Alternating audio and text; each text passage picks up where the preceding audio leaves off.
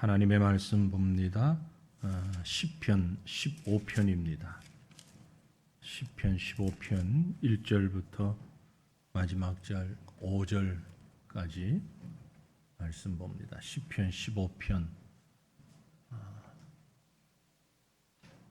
1절부터 마지막 절까지 말씀을 우리 다 같이 한 목소리로 소리 맞춰서 말씀을 함께 읽겠습니다. 여호와여, 주의 장막에 머무를 자 누구오며 주의 성산에 사는 자 누구오니이까?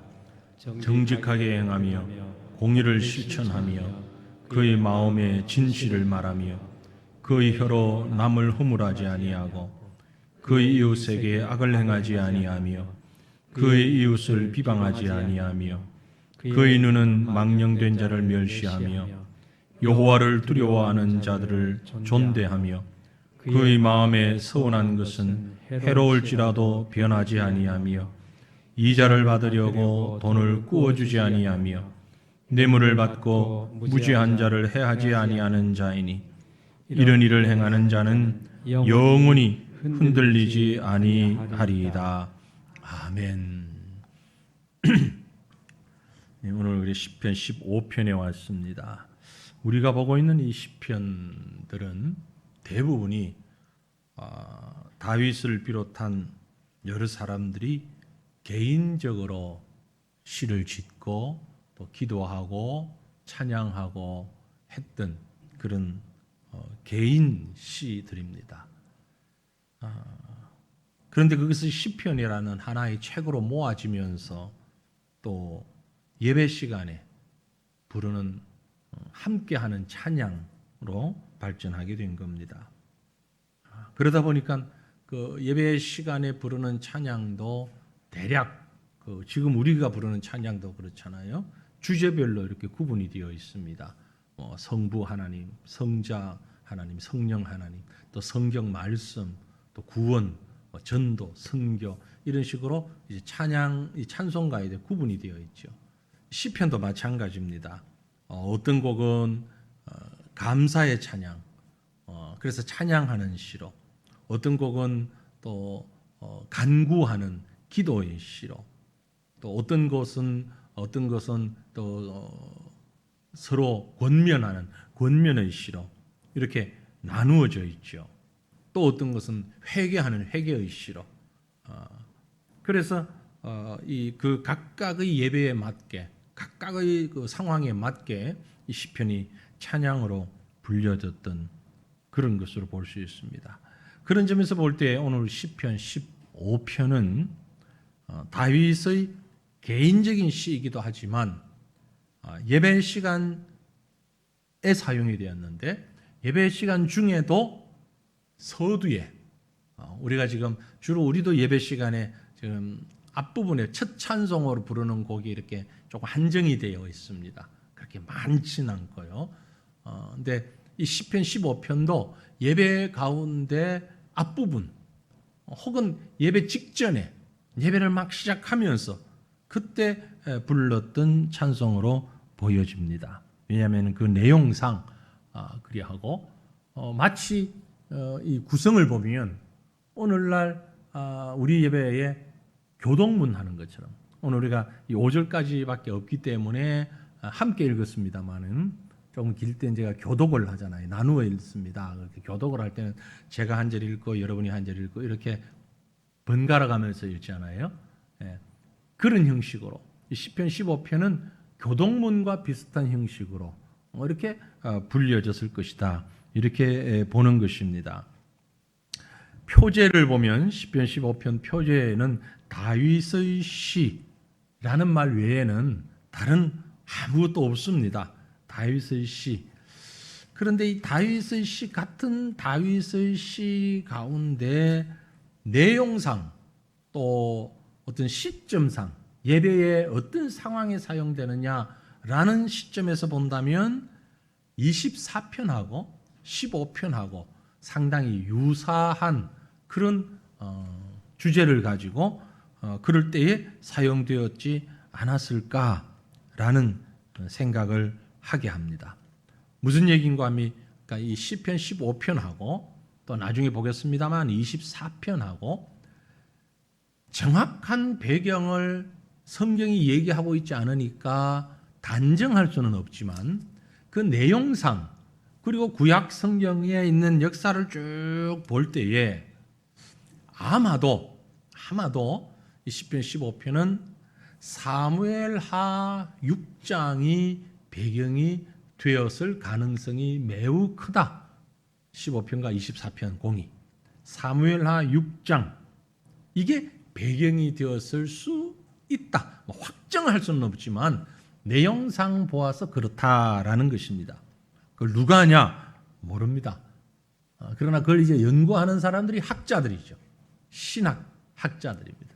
신학자들은 뭐 하나 도대체 혹시 의문 가지신 분 계시면 이런 일을 합니다.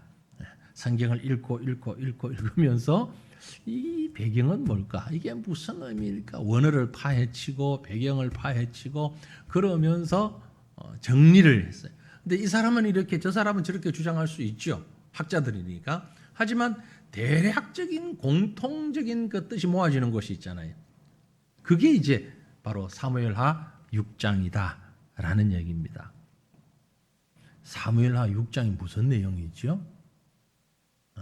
우리가 지금 다 읽을 수는 없는데 한마디로 얘기하면 하나님의 언약궤가 다윗 성에 들어오는 상황을 기록하고 있습니다. 예루살렘 성, 다윗 왕궁에, 다윗 성에, 예루살렘 성에 하나님의 언약궤가 들어오는 과정을 설명하고 있어요. 이스라엘 백성들이 하나님의 언약궤는 너무너무 소중한 것이잖아요. 하나님의 임재인데 뺏겼어요. 그죠? 전쟁하다가 뺏겨버렸어요. 그리고 그게 이제 겨우겨우 돌아왔는데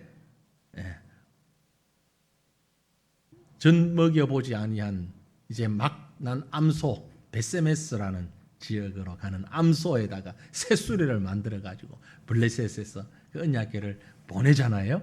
뺏기던 자기들이 뺏어서 가 보니까 이건 뜨거운 감자야. 어떻게 할 수가 없어. 이게 가는 곳마다 말썽을 일으키니까 블레셋 지역에서 이걸 이스라엘 백성들 쪽으로 다시 수레를 새로 만들어 가지고 이게 도저히 진행할 수 없는 상황을 만들어서 보내지요.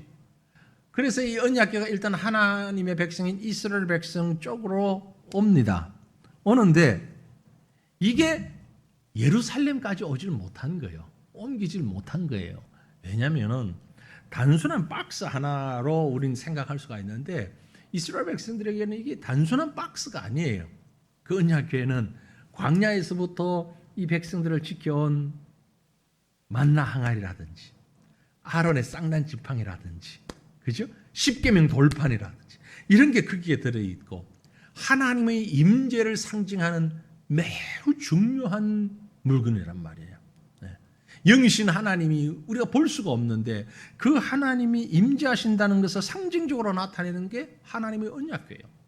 그래서 이 언약궤는 하나님처럼 생각을 했어요. 똑같지는 않아도 하나님처럼. 근데 이게 예루살렘까지 들어오질 못하고 아비나답이라는 개인의 집에 머물러 있었습니다. 아비나답의 집에 자그만치 20년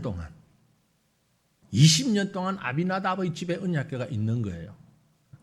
다윗이 이제 예루살렘 성을 다 건축을 하고 다윗 성도 왕궁도 멋지게 짓고 가만히 보니까 야 이거 안 되겠다. 하나님의 언약궤는 여기 있지 않고 이래 가지고는 되냐? 그래서 그 아비나답의 집에서 언약궤를 가지고 오는 작업을 합니다.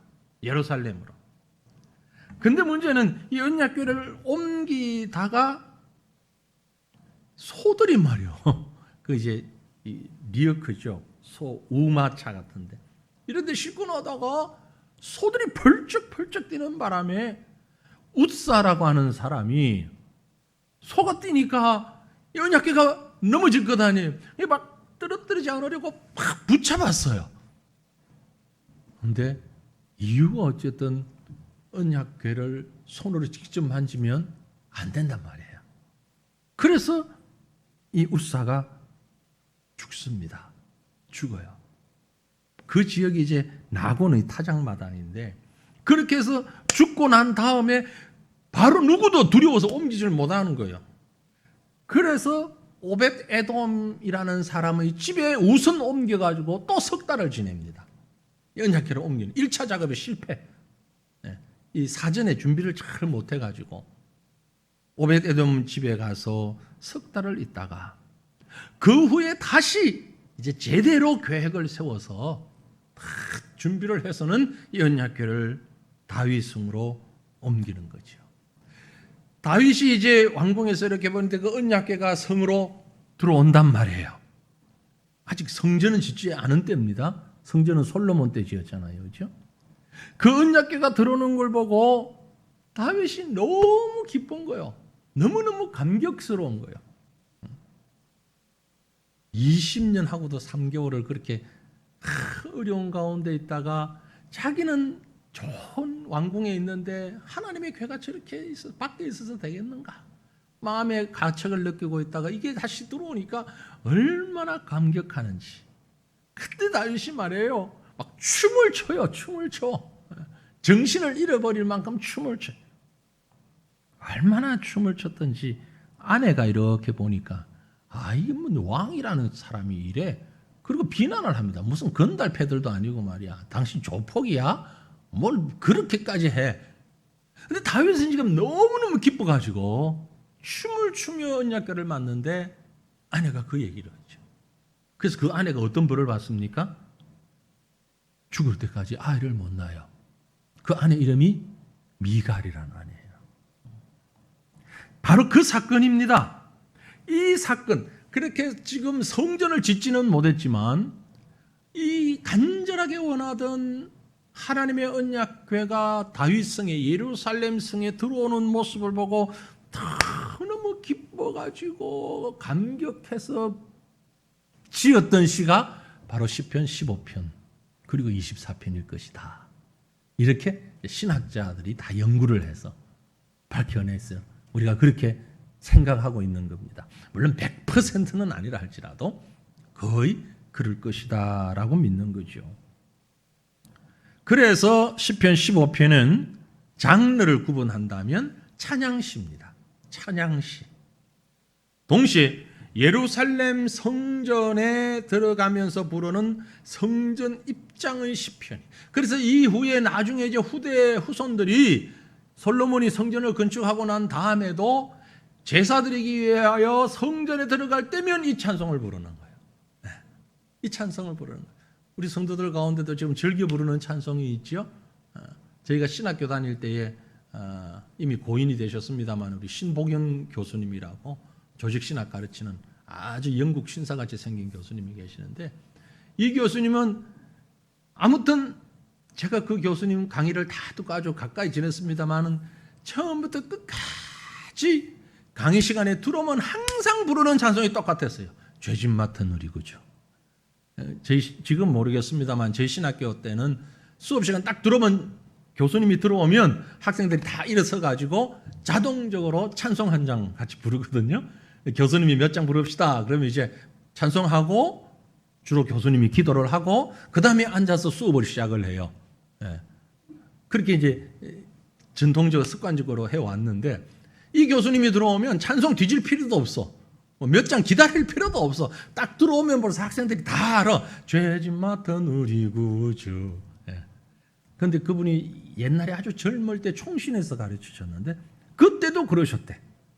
그때도. 그러니까 수십 년 동안 강의 시간에 날 부르는 곡이 죄짐 맡은 우리 구주. 다윗 시대에 그 이후에 이스라엘 백성들은 예배 드릴 때마다 시편 15편을 읽었어요. 시편 15편 아니면 24편. 예배 시작할 때마다 똑같은 찬송.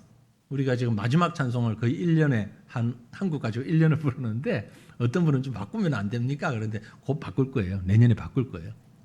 한국 같은 곡만 불러도 너무 어려워서 그러는데 이스라엘 백성들은 첫 찬송을 무조건 시편 15편이야. 예배 시작할 때는. 그런 용도로 사용됐다. 그만큼 귀하게 마음에서부터 하나님을 찬양하는 시였다. 그렇게 볼 수 있습니다. 제가 교동문하고 비슷하다 그랬죠. 이런 형식의 시를 교차대구법이라고 합니다. 교차대구법. 서로 교독하듯이 하는 형식의 시다. 그런 구성은 아주 단순합니다. 시편 15편이 1절은 질문이에요.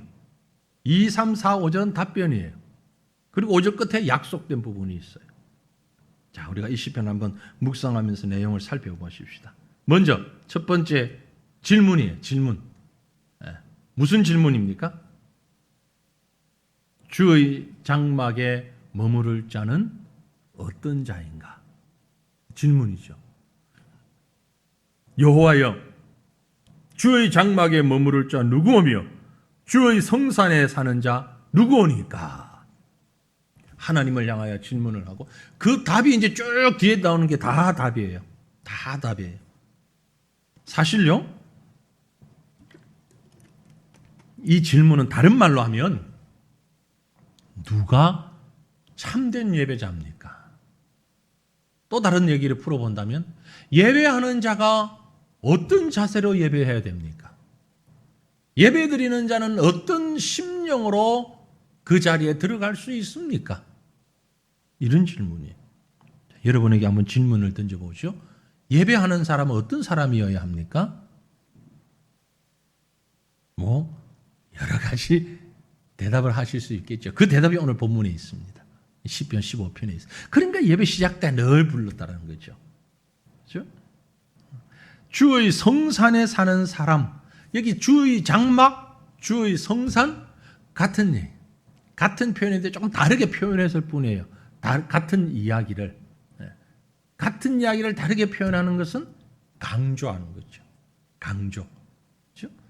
우리도 똑같은 실상은 같은 말인데 조금 다른 단어를 쓸 때가 있잖아요. 그렇죠? 확실히 약속할 수 있습니까? 다짐할 수 있습니까? 분명합니까? 같은 얘기인데 두 번, 세 번 다른 단어를 가지고 통역을 할 때 되면 이게 참 곤욕스러워요. 그럴 때는 통역을 해보면 정말 곤욕스러운 게 똑같은 말인데 의미상 막 우리말로는 3가지, 4가지, 5가지 표현할 수 있는데 다른 언어로는 그게 안 될 때가 있거든요. 그럼 똑같은 말을 계속 할 수밖에 없어. 그러면 나는 다른 말 하는데 이 사람은 통역을 똑같지 않아? 이렇게 또 느낄 수가 있는데 주님의 성산에, 주님의 장막에 같은 말이에요. 강조하고 있는 거예요. 누가 주님의 장막에 머물 수 있습니까? 누가 예배할 수 있습니까? 자, 이 질문을 곰곰이 생각하다 보니까 바로 앞에 있었던 14편하고 아주 대조적입니다. 혹시 기억나십니까? 지난주일 오후에 했었는데 10편 14편. 10편 14편이 무슨 내용이었죠? 하나님 없다고 큰 소리 치는 사람들, 저 어리석은 사람들, 네? 불신자들, 하나님을 인정하지 않는 무신론자들의 항변에 대해서 생각을 했었죠. 시편 14편은 무신론자, 하나님이 없다는 사람. 시편 15편은 하나님이 계시다는 걸 인정할 뿐만이 아니라 그 앞에 나와서 예배하는 자들. 그러니까 완전히 반대죠. 전혀 반대적인 그런 내용입니다. 하나님을 인정하면서 하나님께 합당하게 예배하는 참된 예배자 누구인가? 말씀드린 대로 여호와의 괴가 장막에 들어올 때에 그 모습을 보면서 다윗의 마음에 확 끌어오르는 얘기가 하나님이 들어오십니다. 누가 저 하나님 앞에 가서 예배할 수 있겠습니까? 누가 저 하나님께 예배할 수 있다는 말입니까? 여러분, 거룩하신 하나님 임재의 자리에 그곳에 나아가서 예배할 때에 우리가 주일 예배를 드리고 수요일 예배를 드리고 금요 기도회로 모이고 그럴 때마다 예배 자리로 나갈 때마다 우리는 이 질문을 해야 합니다. 하나님 앞에 나가 예배하는 자가 어떤 자입니까? 그 말은 다른 말로 하나님, 나는 과연 참된 예배자입니까? 나는 과연 거룩하신 하나님 앞에 예배 드릴 만한 자격이 있는 자입니까? 모든 사람이 예배 드릴 수 있습니다. 그러나 아무나 예배 드릴 수는 없습니다. 그 말의 내용을 여러분 깊이 한번 생각해 보시길 바랍니다. 모든 사람이 예배 드릴 수 있습니다. 하지만 아무나 예배 드릴 수는 없어요. 여호와여 주의 장막에 거할 자 누구오며 주의 성산에 거할 자가 누굽니까? 하나님, 어떤 사람이 하나님 계신 곳에 나아갈 수 있고 어떤 사람이 하나님의 보좌 앞에 나아가 설 수 있습니까? 그 답은 2절부터 5절까지 나와 있는 이 답변에 해당하는 사람이어야 한다. 10가지가 나오고 있습니다. 우리가 예배 드릴 때마다 이 마음이 있어야 돼요. 오늘날 우리 성도들이 오전 시간에도 제가 예배가 너무 관습적으로 되어진다는 것을 잠깐 언급했는데, 그보다 더하게 예배를 누가 사정하면 나와주는 것점으로 생각하는 분들이 있습니다. 한동안 안 보여서 전화를 하고 신방을 하고 이렇게 예배에 나오셔야죠. 예배 안 나오시면 됩니까? 그래야 정상적인 바른 믿음 생활하죠. 그래야 마음이 평안하죠. 한참 사정하면 아주 어쩔 수 없이 한번 좀 나와가지고 또 예배 한번 봐주는, 예배 자리에 와서 앉아주는. 그래서 예배를 사정하면서 드리는, 이건 분명히 잘못됐죠. 분명히 잘못됐습니다. 우리는 뭐 그런 수준이 넘어가긴 했습니다만 아직도 옛날에 우리 어린 아이 때 사탕 주면서 교회 나오라고 하는, 사탕 주고 간식 주고 뭘 선물 주고 자꾸 이렇게 주면 아이도 어른도 잘 나오고 안 주면 잘 안 나오고. 생각해 보니까 저도 주일학교 때 그거 받는 맛에 갔던 것 같긴 해요. 네. 그 선물, 노트, 주로 그때 노트, 연필 이런 걸 많이 줬는데 그 선물 받는 기분에 갔던 적도 많이 있는 것 같긴 해요. 근데 사실은 그건 바른 교육이 아니잖아요. 바른 교육 아니에요. 지금 우리 방글라데시에 있는 교회들이 그렇거든요. 볼로볼 교회가 주일학교를 하는데 금요일 날 주일학교 애들 할 때마다 이제 간식을 또 선물을 하나씩 줘요. 영상을 찍어서 보내는 거 보면 큰 건 아닌데 조그마한 요만한 군만두라도 또 사탕 뭐 이렇게 해서 하나씩 이렇게 쭉 주는데, 참 열심히 하는 건 너무 좋은데 계속 저게 습관되면 안 되는데 그런 마음이 또 한편에 들어요. 그래서 우리 슈켄 전도사님 보고 그거 매주 주지 말고 가끔 주도록 그렇게 하면 어떠냐. 그러니까 그거 줘야 잘 나온대. 그게 문제다. 그걸 줘야 잘 나오는 게 그게 문제다. 근데 뭐 그것 현실이 우리하고는 또 좀 다르니까 강요를 못 하는데, 아무튼 열심히 지금 주고 있어요. 그래서 그 간식비를 좀 지원을 해달라길래 제가 안 줬어요. 간식비는 안 줬어요. 그건 할 수가 없다. 정 주고 싶으면 너 돈으로, 당신 돈으로 줘라. 당신 돈으로 줘라. 그러니까 아무튼 지금 아직까지 주고 있어요. 네, 주면서 아이들을 예배를 오게 하는데, 우리가 깊이 좀 생각해 봐야 되는 거예요. 예배가 하나님을 바라보는 것 이외에 다른 어떤 것이 미끼가 된다면 바른 예배가 될 수 없다라는 거죠. 물론 나이에 따라 다르고 상황에 따라 다를 수 있습니다. 하지만 중심은, 자, 그러면 예배에 합당한 자가 누구냐? 이제 1절에 대한 답변입니다. 1절이 질문을 했죠. 여호와의 장막에 머무를 자 누구인가? 두 번째로 답변입니다. 예배에 합당한 자가 누군가? 10가지를 예시를 했는데 약간 그것을 순서적으로 나눠서 구분을 한번 해보면요. 먼저 능동적인 자세를 가진 사람이 바른 예배자다. 억지로 자의가 아닌 타의에 의하여서 수동적으로 나오는 것이 아니라 능동적인 자세. 어떤 능동적인 자세인가? 2절 말씀 보면 같이 2절 다시 한번 읽어볼까요? 정직하게 행하며 공의를 실천하며 그의 마음의 진실을 말하며. 이런 사람이 예배에 합당하다. 이런 사람이 예배에 합당하다. 3가지죠. 첫 번째 뭡니까? 정직하게 행하는 자다. 그러니까 우리가 예배 시간에 나오면서 시작하면서 와서 준비하면서 항상 질문하는 거예요. 나는 정직한 삶을 살았는가? 아이고 아니네. 그러고 뛰쳐나가라는 얘기가 아니고, 오늘 예배 못 드리겠네. 그러고 뛰쳐나가는 게 아니고, 나는 정직하게 살았는가를 생각하면서 그 부분을 가지고 회개하면서 하나님, 내가 이 예배 이후에 정직하게 살 수 있게 하옵소서. 라고 기도하며 예배에 합당한 자로 만들어 가야 되는 것입니다. 정직하게 행한다. 문자적인 의미로 보면 흠 없이 완전하게 산다라는 말입니다. 이런 사람은 자신의 삶이 다른 사람의 비난거리가 되지 않는 그런 생활을 하는 사람입니다. 우리 속담에 그런 말이 있죠. 털어서 먼지 안 나는 사람 없다. 근데 사실은 하나님 앞에 설 때 털어서 향기가 나야 됩니다. 털어서 먼지 안 나는 사람 없는데 뭘 그리고 넘어갈 게 아니고 우리가 주님 앞에 나올 땐 털어서 향기 나는 사람이 되자. 한 사람 예를 들어 볼까요? 노아라는 사람이 있어요. 그 시절에 모든 사람이 죄를 범했습니다. 그리고 사람들의 생각과 말과 행동과 계획하는 것이 모두 악이었습니다. 사람들이 얼마나 악했으면 하나님께서 인간적 표현으로 이 땅에 사람 지으셨음을 후회하셨다 그런 만큼. 네. 그만큼 죄를 많이 지었어요.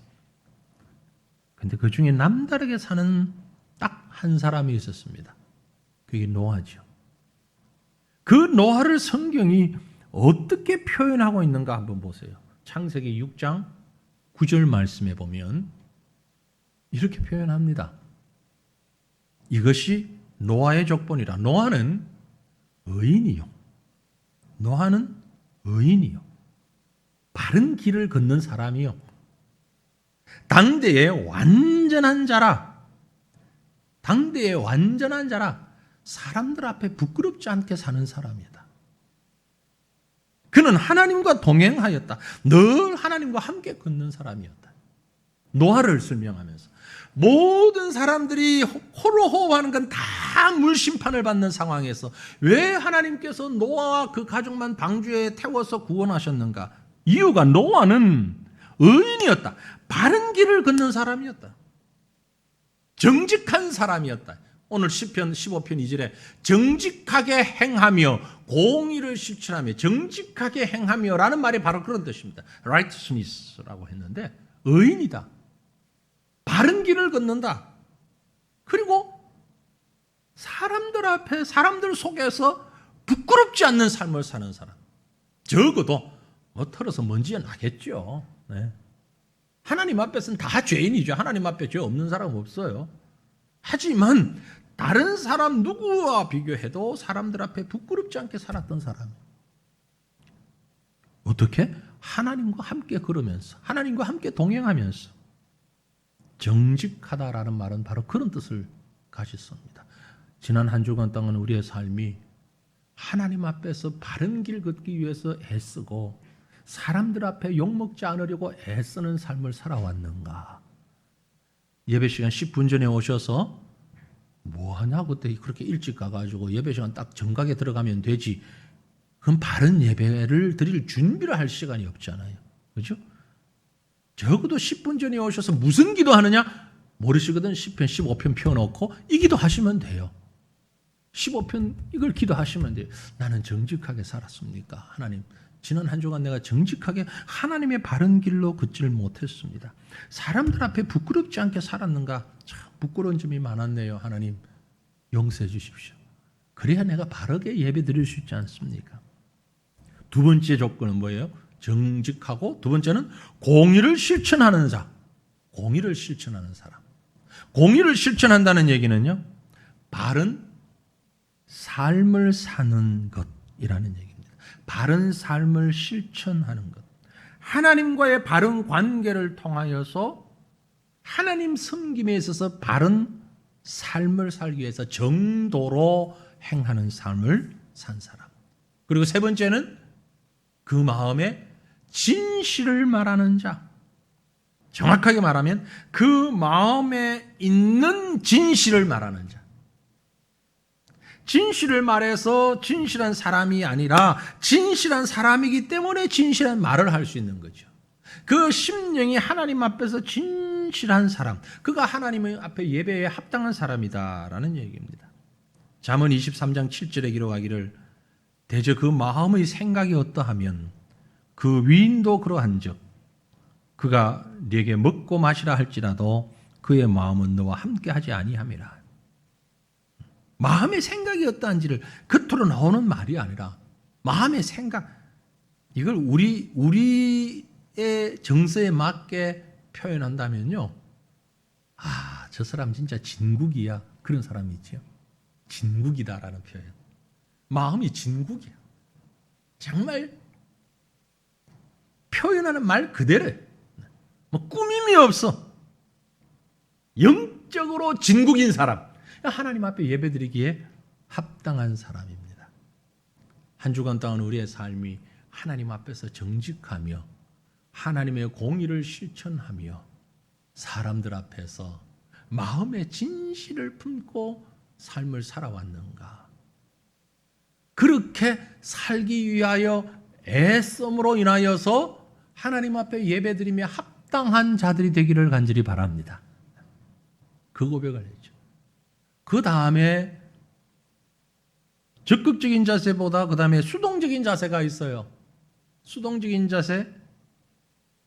2절이 긍정적이고 적극적인 자세를 말했다면 3절은 수동적인, 부정적인 행동 4가지를 안 하는 것.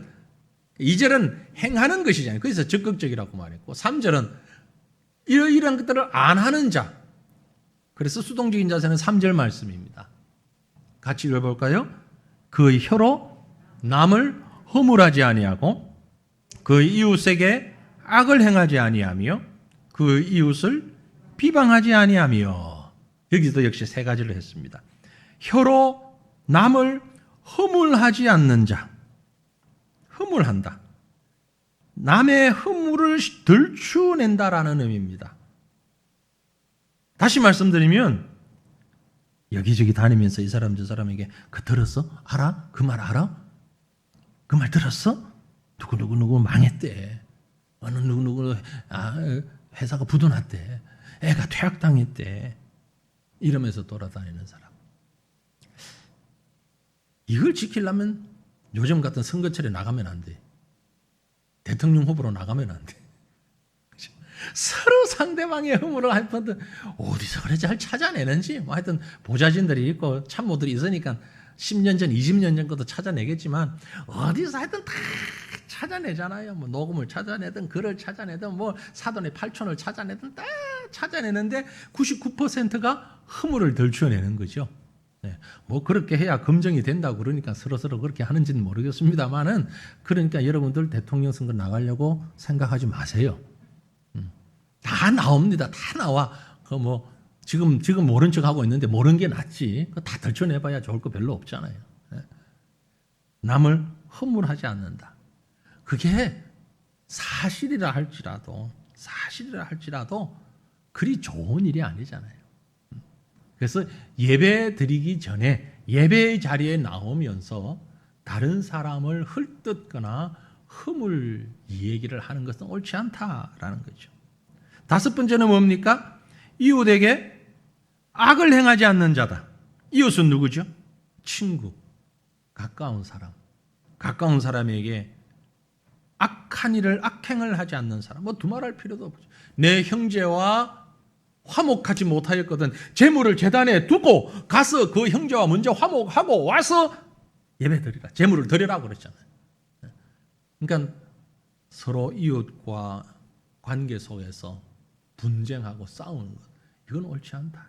이건 옳지 않다. 참 감사하게도 우리에게는 그렇지 않지만 또 그런 일은 절대 없어야 하지만, 예전에 보면은요 교회가 갈라져서 서로 싸우는 그런 교회들이 있었잖아요.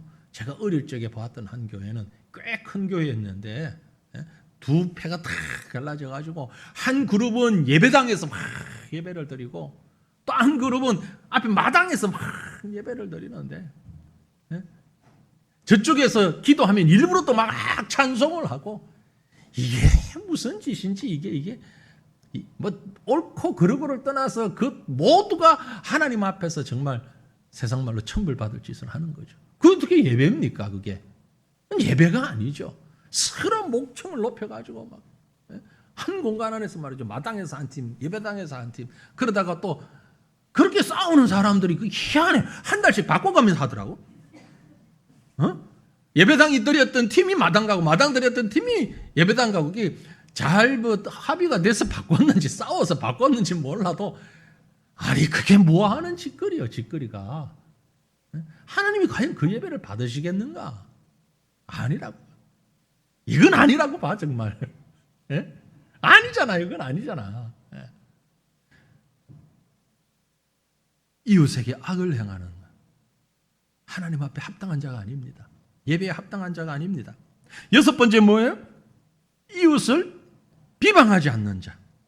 아까 말한 이웃 같은 의미인데, 이웃 사촌 같은 말이죠. 허물한다라는 얘기는 좀 거짓을 보태서 하는 말이라면, 비방한다는 얘기는 사실을 말하는데 부끄러움을 계속 덜쳐내는, 그게 비방이라고 볼 수 있습니다. 틀린 말은 아니요. 너 왜 그 얘기하냐? 그러면 없는 말 했어? 맞는 말이잖아. 그러면 할 말은 없어요. 맞는 말은 맞아요. 애들이 학교 가가지고 서로 놀리면서 선생님 제 어젯밤에 이불에 오줌 쉬했대요. 사실 맞아. 맞는데 그 얘기를 굳이 할 필요가 없잖아. 그런데 굳이 그런 말을 하는 사람이 있어. 그게 바로 비방하는 거예요. 비방하는 거예요. 주님의 장막에 머무를 자가 누굽니까? 진실을 말하고 허물을 들추어내지 않고 비방하지 않는 사람. 그만큼 말이 중요하다는 얘기예요. 이사야서 6장에 보면은요, 이사야가 선지자로서의 소명을 받을 때 6개의 날개를 가진 천사가 그 주변에 있는데, 날개 둘로는 얼굴을 가리고 둘로는 발을 가리고 둘로는 날고 있습니다. 그리고 그 천사가 노래하기를, 말하기를, 거룩하다 거룩하다 거룩하다, 만군의 여호와여 그 영광이 온 땅에 충만하다. 그렇게 말하면서 그때 이사야 선지자가 그 소명을 받으면서 뭐라고 반응을 하는 거니까, 이사야 6장 5절에 그때 내가 말하되 화로다 나여 망하게 되었도다. 나는 입술이 부정한 백성이요, 입술이 부정한 백성 중에 거주하면서 만군의 여호와이신 왕을 배웠음이로다. 이사야가 선지자로서의 소명을 받을 때 제일 마음의 양심에 가책이 되었던 게 뭐냐면, 눈도 아니고 코도 아니고 귀도 아니고 입이었어. 입이었어. 요즘 뭐라 말해, 목사 안수를 받는데, 내일 우리 노회를 하는데 목사 안수식이 있거든요. 우리 전도사님, 강도사님 받고 그 목사 안수식을 하는데, 이사야가 지금 선지자로 안수를 받는데 눈물 콧물 뽑으면서 통곡하면서 자기 스스로를 돌아보니까 내가 다 부족하다. 부족한데 제일 뭐가 부족하냐? 입이 부족. 입이 부정. 입이 부정. 내가 이 동네 이 세상에서 살다 보니까 입이 부정한, 입술이 부정한 사람이요, 입술이 부정한 사람이요, 입술이 부정한 백성 중에 사는 사람입니다. 여러분, 저도 여러분도 하나님 앞에 예배하며 가장 조심해야 되는 것이 바로 입이에요. 입이에요. 우리 입에서 어떤 말이 나오는가? 에베소서 4장에 보면 성령께서 조명하실 때에 옛사람 벗어버리고 심령이 새롭게 되어 새사람을 입는데, 그 새사람 입는 사람들의 특징이 에베소서 4장 25절에 그런 거짓을 버리고 각각 그 이웃과 더불어 참된 것을 말하라. 새 사람의 가장 핵심적인 포인트가 참된 것을 말하라. 그럼 그 이전의 옛 사람은 입이 문제였다 이 말이야. 입이 문제였다. 얼마나 쓸데없는 말을 많이 했으면 하나님이 강제적으로 2년 동안 마스크를 써서 입을 막아 놓았을까? 여러분, 그렇게 우리 영적으로 받아들입시다. 어차피 쓴 마스크인데, 그죠? 손해될 거 없잖아. 어차피 쓴 마스크인데, 아니 예배는 참석하라 그러면서도 끝까지 마스크는 쓰래. 정치하는 분들이 성경을 모르는데도 어떻게 하나님이 그렇게 감동하신 것 같아. 아직까지는 말하지 말거라. 야, 하나님 감사합니다. 제가 얼마나 감사한지 몰라. 새 예배당 입당해가지고 이런저런 불평이 많이 나올 건데 하나님께서 그걸 따가지고 마스크를 다 씌워놔 버려가지고 할 말이 있어도 말을 못 하잖아. 아니, 안 하잖아. 얼마나 평화로워. 속으로 무슨 얘기를 하든 말든 무슨 뭐 하는데 안 들려. 마스크 쓰가 입이 발음이 분명하잖아. 안 들려. 못 들은 척 하면 돼. 그건 괜히 하는 얘기고, 우리 입 조심합시다. 입 조심. 마스크 쓸 때마다 생각하십시다. 마스크 쓸 때마다 하나님 앞에 합당한 자는 입술이 부정하지 않아야 된다. 입술이 부정하지 말아야 된다. 하나님 이 마스크 빨리 벗을 수 있도록 해 주옵소서. 하나님 내 입술을 정결케 해 주옵소서. 이것이 이제 하지 말아야 될 거죠. 해야 될 것, 적극적인 것 세 가지, 소극적인 것, 수동적인 것 세 가지. 그 다음에 세 번째는 하나님을 향한 자세가 어떻게 되어 있어야 되느냐.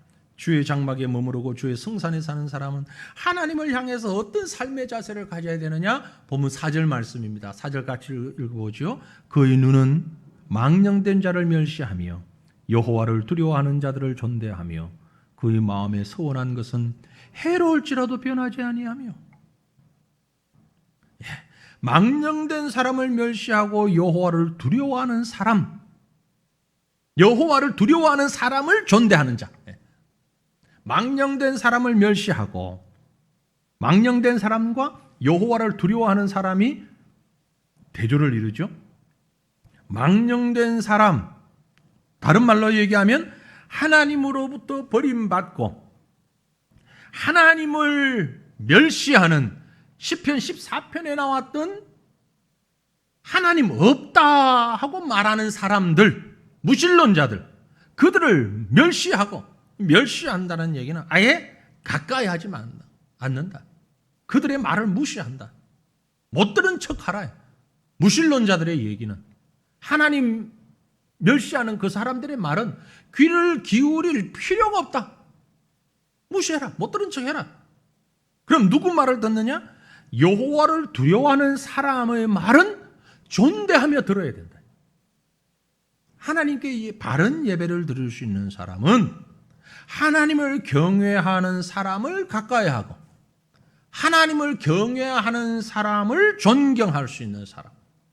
그가 하나님 앞에 바른 예배를 드리는 사람이다. 금방은 안 되겠지만 그래서 서서히 여러분 주변을 한번 이렇게 보십시오. 내 주변에 불신자들이 많은가 신자들이 많은가.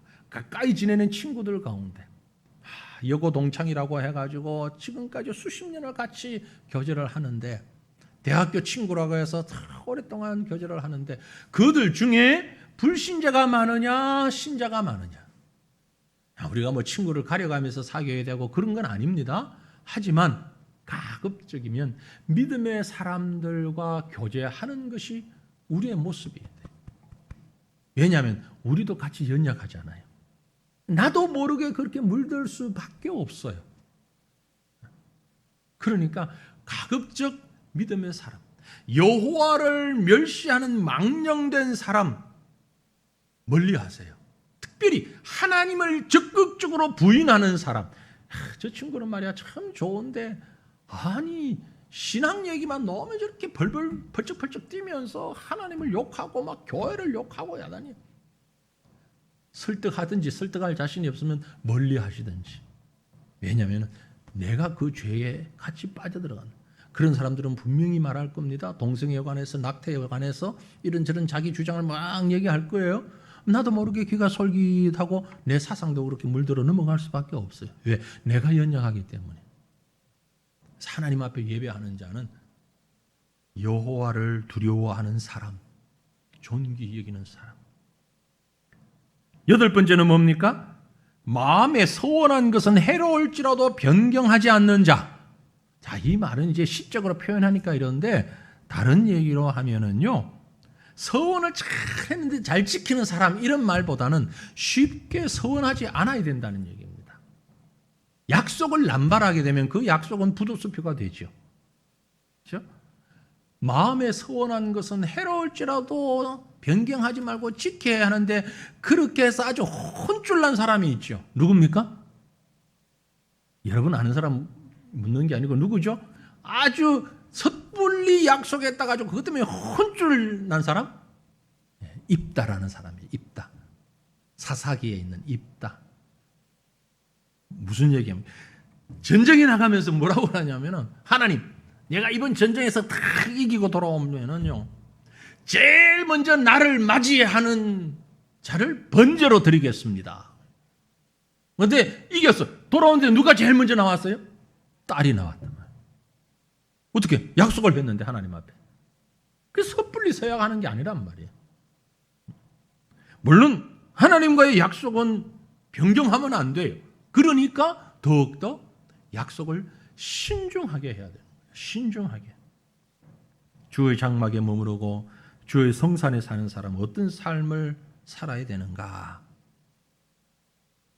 하나님 앞에서 마음에 서운한 것은 해로울지라도 변경하지 않을 만큼 약속을 신실하게 무겁게 생각하는 사람. 마지막으로 물질에 대한 바른 자세를 가져야 합니다. 물질에 대한 바른 자세. 자, 5절 말씀 같이 읽어봅니다. 이자를 받으려고 돈을 꾸어주지 아니하며 뇌물을 받고 무지한 자를 해하지 아니하는 자이니 이런 일을 행하는 자는 영원히 흔들리지 아니하리이다. 여기서 두 가지예요. 이자를 받으려고 돈을 꾸어주지 않는 사람. 아이고, 내 돈이 좀 여유가 있어서 요즘은 잘 그렇게 사채를 많이 쓰지는 않고 주지도 않고 웬만하면 은행에 넣어놓거나 뭐 다른 부동산에 투자하거나 뭐 주식을 사거나 이렇게 하지만 그래도 아직 그런 사람이 있죠. 그 남한테 돈 빌려주는 게 죄입니까? 그 뜻이 아니고 여기서 하는 말은 고리대금업을 얘기하는 거예요. 고리대금업. 혹시 여러분 가운데 저 모르게 그런 일을 하는 분 계시면 당장 멈추십시오. 네? 자금이 여유가 있어가지고 저 강남의 큰손 혹시 그런 큰손 아줌마들 있습니까? 왜 또 그건 아줌마인지 몰라. 아저씨가 더 많을 것 같은데. 네? 하여튼 돈이 급한 사람들의 그 심리나 상황을 이용해서 돈을 빌려주고 아주 고금리를 이렇게 합법적이지 않은 방법으로 고금리를 뺐다시피 하는 것. 하나님 앞에서 매우 잘못된 거죠. 매우 잘못된 거죠. 믿음의 사람들이요. 쉽게 우리 일상생활에서 돈놀이 한다라는 표현을 쓰죠. 돈놀이 한다. 그런 놀이 하면 안 됩니다. 그건 좋은 놀이가 아닙니다. 여유가 있다 할지라도 여유 있으면 그것으로 하나님 위한 일을 하시고 믿음이 부족해가지고 하나님 일을 하는 건 나는 아직까지 그건 못하겠습니다. 그러면 조용하게 은행에 넣어놓고 있지. 그걸 가지고 어렵고 힘든 사람들을 더 괴롭히는 고리대금업. 이자를 목적으로 이 얘기는 다른 사람의 가난을 이용해서 내 부를 축적하는 사람입니다. 다른 사람의 고통을 이용해서 내가 즐거워하는 사람이에요. 하나님 앞에 예배에 합당하지 않은 사람이다 라는 겁니다. 마지막으로 10번째는 뇌물을 받고 무지한 사람을 해치지 않는 자. 뇌물을 받고 무지한 사람을 해치는 누가 그런 사람을 할까? 그런 사람이 있죠.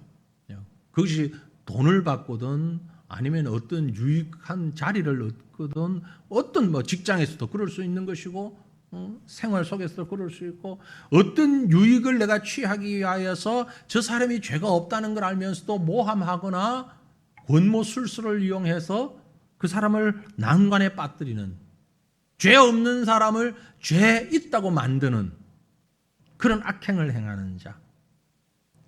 사람들은요 이렇게 합니다. 예수가 그 마음이 없는 사람들은 이렇게 해요. 왜냐하면은 물질을 하나님보다 더 크게 생각하기 때문에 그래요. 세상의 자리와 권력을 하나님보다 더 높게 생각하기 때문에 그렇습니다. 물질을 최상의 가치에 두고 세상 권세를 최상의 가치에 두면 그것 때문에 무지한 자를 모함하기도 하고 정죄하기도 하는 것입니다. 이것은 하나님 앞에 합당한 자세가 아니다. 자, 다시 정리합니다. 여호와여 주의 장막에 머무를 자 누구오며 주의 성산에 사는 자 누구옵니까? 답은 2절부터 5절까지 한마디로 2절부터 5절까지 내용을 한마디로 딱 줄이면 진실입니다. 진실한 자. 하나님 앞에서 진실한 자. 그래서 세상 앞에서도 진실한 자. 그 진실한 자가 마지막 절에 있는 것처럼 영원히 흔들리지 아니하리이다. 진실한 자는 2절부터 5절 중간까지를 한마디로 줄여서 진실한 자는 영원히 흔들리지 아니하리고 하나님 앞에 합당한 예배를 드릴 수 있는 자입니다. 다음 주부터 예배 못 오겠네. 난 부끄러워서 예배 못 드리겠다. 그러시면 안 되는 거예요. 잘못 들은 거예요. 잘못 들은 거예요. 어느 누구도 완벽할 수 없죠. 이런 목표를 가지고 나가자는 얘기입니다. 예배할 때마다 이런 제목을 가지고 하나님 앞에 참회의 기도를 드리자는 얘기입니다. 매일매일 숨쉬는 시간마다 이런 삶을 살아가도록 우리가 애를 써야 합니다. 이유는 하나님 앞에 예배 드리기 위하여서. 그래서 예배는 주일날 정해진 시간에 1시간만 드리는 것이 예배가 아니고 일주일 내내 우리의 삶이 예배가 되는 거예요. 그 삶을 통하여서 정리하고 회복하고 확인하는 것이 예배 시간이에요. 예배는 1시간만이 아닙니다. 하루 24시간 매일 일주일에 7일 동안 1년 365일 하나님 앞에 예배하는 삶이에요. 그 예배가 흐트러지지 않도록 주일마다 나와서 점검하고 또 하나님 앞에 우리를 말씀 가운데서 다시 한번 새겨보고, 그것이 하나님 앞에 바른 예배예요. 시편 1편에 기억하시죠? 오직 여호와의 율법을 즐거워하며 그 율법을 주야로 묵상하는 자, 시냇가에 심겨진 나무처럼 푸르고 충청하고 견고하게 세워져 가는 그런 자, 그 자가 바로 하나님을 바르게 예배하는 자예요. 그래서 오늘 마지막에 영원히 흔들리지 아니하리라 그랬잖아요. 영원히 흔들리지 않는 그런 신앙, 그런 삶. 오늘도 주님께서 저와 여러분을 통하여서 예배 받으시기를 즐겨하십니다. 기뻐하십니다. 하나님이 예배 받고 싶어가지고 사정하시는 하나님은 아닙니다. 우리가 오히려 예배 드리기 위해서 사정하며 하나님 앞에 나옵니다. 하나님, 내가 바른 예배를 드릴 수 있도록 나의 삶을 인도하여 주시고 정결케 하여 주옵소서. 진실한 삶을 살게 하옵소서. 날마다 그렇게 하나님 앞에 우리 자신을 내려놓고 머리 숙이는 온전한 예배자로 살아가는 저와 여러분 되시기를 주님 이름으로 축원합니다. 기도하겠습니다. 우리 함께 통성으로 기도할 때에 하나님,